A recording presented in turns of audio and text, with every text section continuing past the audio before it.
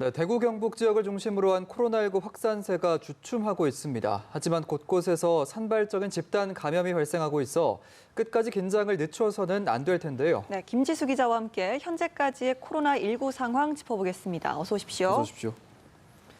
다행히 이제 대구 경북 지역에서의 확산 속도는 좀 줄어들었는데 일단 오늘 국내 상황부터 전해주시죠. 네, 오늘 오후 4시 기준으로 국내 확진자는 모두 7,478명입니다. 오늘 0시에 비해 96명 늘어난 겁니다. 네. 사망자는 모두 53명입니다. 격리에서 해제된 사람은 모두 166명으로 늘었습니다. 치료 중인 환자들 가운데 중증 이상은 65명입니다. 10살 미만의 어린이 환자는 66명이며 이 중 중증은 없습니다. 임신부 감염 사례는 7명입니다. 다만 코로나19가 호흡기로 전파되는 만큼 당국은 출산 과정에서 감염되는 일은 없을 것으로 추정하고 있습니다. 계속해서 좀 이 숫자가 많이 줄어들었으면 좋겠다라는 생각이 드는데요. 오늘 또 마스크 오부제가 시행이 되지 않았습니까? 네. 첫날 모습 어땠나요? 네, 시행 첫날인 만큼 오전에는 마스크 공급이 원활하지 않아서 약국을 찾았다가 그냥 돌아가는 사람들이 적지 않았습니다. 약국 문을 열기 전부터 마스크를 사려는 사람들로 붐빈 곳들이 많았고요. 그 5장으로 포장된 마스크를 2장씩 재포장하는 작업으로 약국들은 대체로 분주했습니다. 대리 구매에 나선 사람들 중 구비 서류를 제대로 가져오지 못한 경우도 많았습니다. 함께 사는 가족이 만 10세 이하 어린이거나 만 80세 이상 노인이라면 다른 가족이 본인 신분증과 주민등록 등본을 제시해 대신 살 수 있는데요. 대리 구매를 하려면 어린이나 노인의 출생 연도에 해당하는 오부제 요일에 가야 하는데 대리인의 출생 연도로 착각하는 경우가 있었습니다. 그러니까 쉽게 설명을 드리자면 예를 들어 1937년생 어르신을 대신해서 마스크를 구매하려면 출생 연도 끝자리가 7이니까 화요일에 약국을 방문해야 합니다. 반면 어떤 약국에서는 사람들이 몰려들자 자체 번호표를 부여해서 좋은 반응을 얻기도 했습니다. 그러니까 코로나19가 장기화 가능성이 있는 만큼 국민들의 어떤 불만 사항을 정부가 귀 기울여야 하는 상황입니다. 사실 오부제 시행 전부터 그 고령층이 있는 가정에서는 불만이 컸었는데요. 왜냐하면 10세 이하 어린이나 80세 이상 노인 같은 경우에는 대리 구매가 가능하지만 거동이 불편한 예를 들어 70대 노인이 있는 경우에는 대리 구매를 할 수가 없습니다. 그래서 이에 대한 이런 사각지대를 해소하는 것도 정부의 노력이 필요하다고 보고요. 우리가 이 시점에서 대만의 그 정책을 좀 살펴볼 필요가 있는데요. 대만 정부는 첫 확진자가 발생한 지 사흘 만에 마스크 수출을 전면 중단했고 생산량을 2배로 늘렸습니다.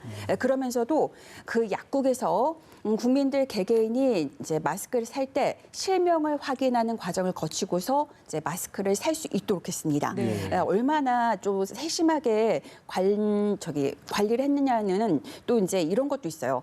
마스크 약국마다 마스크 재고량이 얼마나 남았는지를 이제 살펴볼 수 있는 앱도 이제 어플리케이션도 개발을 했습니다. 그리고 이제 대만 정부는 사태 초기부터 그 병원에서 쓰는 수술용 마스크를 확보하기 위해서 군과 경찰을 투입을 해서 이 마스크 생산 과정을 감시하도록 했습니다. 그만큼 마스크 공급에 있어서도 응급 환자와 중증 환자 부분까지 신경 썼다는 걸 알 수 있습니다. 그러니까 국내와 아주 대조적이죠. 국내에서는 그 마스크 대란이 있었을 때 지금까지도 비난을 받는 게 뭐냐면요. 그 의료진을 위한 마스크가 현재 부족하다는 겁니다. 마스크 오부제로 인한 큰 불편이 얼른 해소가 돼야 될 텐데요. 일단 오늘 시작이 됐는데 온라인에서는 마스크 사지 않기 운동, 마스크 양보하기 운동 이런 게 눈길을 끌었다고요? 네, 사실 그 마스크 안 사기 운동은 그 마스크 양보하기 운동에 가깝습니다. 그러니까 자신보다 마스크가 더 필요한 사람에게 구매 기회를 양보하는 건데요. 경기도 고양의 한 포털 맘카페에서는 오늘 오전에 공적 마스크 안 사기 운동 동참하신 하실래요? 라는 제목의 글이 올라왔고 카페 회원 약 50명이 지지 의사를 밝혔습니다. 예. 어떤 회원은 이런 글을 남겼어요. 그 회사 직원이 마스크가 없다고 해서 자신의 아이 주민등록번호로 2장을 사서 줬고 자신들은 여유가 있어서 당분간 가족이 쓰는 마스크는 안 사겠다 이런 글을 남겼습니다. 그리고 의정부 지역의 맘카페에서도 비슷한 글이 올라왔는데요. 예. 지난 3일 그 마스크 안 사기 운동이란 글에서 온라인 구매가 어려운 어르신들이 약국에서 편하게 살 수 있었으면 좋겠다와 같은 글들이 올라왔습니다. 사실 그 나 자신보다 타인을 생각하는 그런 마음은 이곳저곳에서 사실 우리가 알 수가 있는데요. 예. 하나의 사례를 들려고 하는데 대구 경증 환자들을 수용하는 충북 제천 생활치료센터 진입로에는 현수막에 걸려 있는데 예. 좀 많은 사람들의 마음을 따뜻하게 해준다고 하고 있습니다. 뭐라고 쓰여 있냐면 청풍 명월의 고장에서 편히 쉬다 가세요. 우리는 모두 대한민국 국민입니다. 그 코로나19로 감염이 돼서 지금 경증이지만 그 제천 같은 경우에는 코로나 확진자가 아직까지 없거든요. 청정 지역인데 네. 그 경증 대구의 경증 환자들이 그 생활치료센터로 입소하는 과정에서 그런 현수막에 쓰여 있는 주민들의 그 마음이 담긴 글을 보고서 얼마나 큰 위로와 힘을 얻었는지를 좀 생각해 볼 수 있겠습니다. 예, 이런 좀 따뜻한 소식들 덕분에 이 와중에도 좀 힘을 낼 수 있는 것 같습니다. 한편 어제였죠. 네. 서울백병원에서 대구 거주 사실을 숨기고 입원한 환자 또 확진을 받으면서 말이 좀 많더라고요. 네, 지금까지도 논란이 되고 있는데요. 예. 그 서울 백병원에서 입원 중이던 70대 여성 환자가 코로나19로 확진돼 병원 일부가 폐쇄됐습니다. 해당 병원은 환자에게 여러 차례 대구 방문 사실을 확인했지만 환자가 부인했다고 밝혔습니다.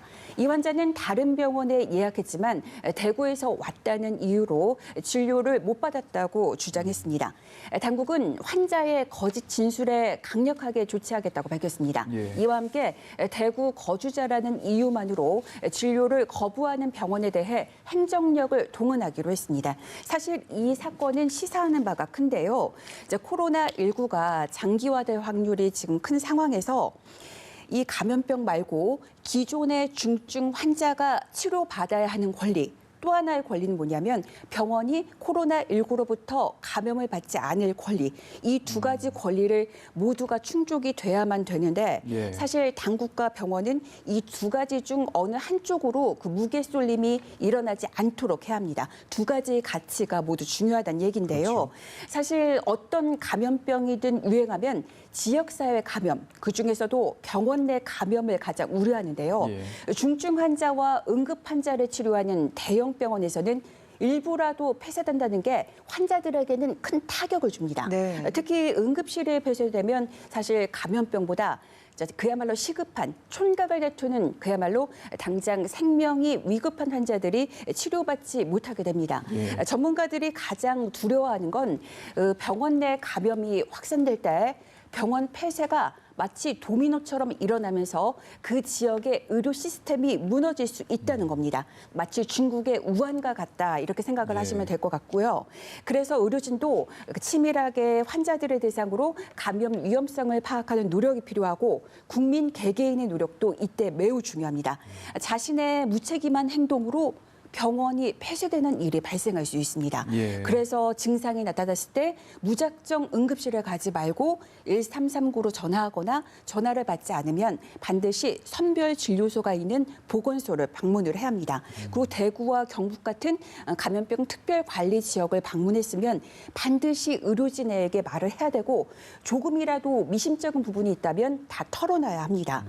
그리고 이런 생각도 우리가 해봐야 돼요. 예. 갑작스러운 응급사고 아니면 기저질환이 있는데 갑자기 합병증으로 우리가 응급실을 갈 수가 있잖아요. 예. 그렇기 때문에 병원 폐쇄라는 문제는 이건 타인의 문제가 아닌 우리 가족의 문제가 될 수 있다는 것도 기억하셔야 합니다. 예. 더불어 현 상황에서 대형 병원이 폐쇄돼서 외래 진료가 멈춰서면 당뇨나 고혈압, 폐, 심장, 콩팥질환 등 만성질환자가 치료받을 수 없게 되는데요. 만성질환자는 코로나19 고위험군으로 이들이 치료받을 치료받을 수 있도록 해주는 것은 사실상 코로나19 사망률을 줄이는 것과 직결됩니다. 예, 더 큰 위기와 더 큰 위험을 방지하기 위해서 개인이 좀 책임감을 가져야 될 것 같습니다. 네. 일단 저희가 앞서 전해드린 것처럼 대구, 경북 중심으로 확산세는 좀 진정이 되고 있는데 그렇다면 이제 이 지역 외의 발생 양상에 좀 더 집중을 해야 되는 시기인 것 같습니다. 어떻습니까? 네, 맞습니다. 네. 그래서 전문가들이 강조하는 게요. 대구 외에서 발생하는 산발적인 집단 감염에 주목해야 한다는 겁니다. 예. 중요한 점은 소규모도 언제든 대규모로 진행될 수 있다는 사실입니다. 그리고 산발적인 감염은 그 감염원 파악이 힘든 만큼 국민 개개인은 자신의 주변에 어떤 잠재적인 감염원이 존재한다는 생각을 가지고 경각심을 가지고 위생 수칙을 준수해야 되고 사회적 거리 두기에도 임해야 합니다. 예. 그리고 당국과 의료계는 지금 코로나19 발생 양상과 관련해서 반드시 해결해야 할 과제가 있습니다. 예. 잠복기 최대 잠복기 14일 논란인데요. 얼마 전 신천지 신도들을 대상으로 자가격리를 했는데 14일 이후에 확진되는 사례가 연달아 발생했습니다. 네. 이 최대 잠복기 논란은 이번뿐만이 아닙니다. 그리고 재감염, 재발 그 위험 논란도 있는데 25번 환자분도 그 재발 논란에 휩싸이고 있는데요. 예. 이 부분도 정부는 아직까지 어떤 근거가 없다 이렇게 선을 긋고 있지만 지금 이 신종 감염병이 장기화될 가능성인 만큼 이와 비슷한 사례들이 계속 나올 수 있는 만큼 우리 정부가 여러 가지 가능성을 열어두고서 대비해야 합니다. 예, 당국의 방역 또 시민들의 성숙한 시민의식 정말 코로나 감염병 퇴치를 위한 양축이라고 할 수 있는데요. 모두의 협조가 절실한 시점입니다. 오늘도 김지수 기자와 함께했습니다. 고맙습니다. 고맙습니다.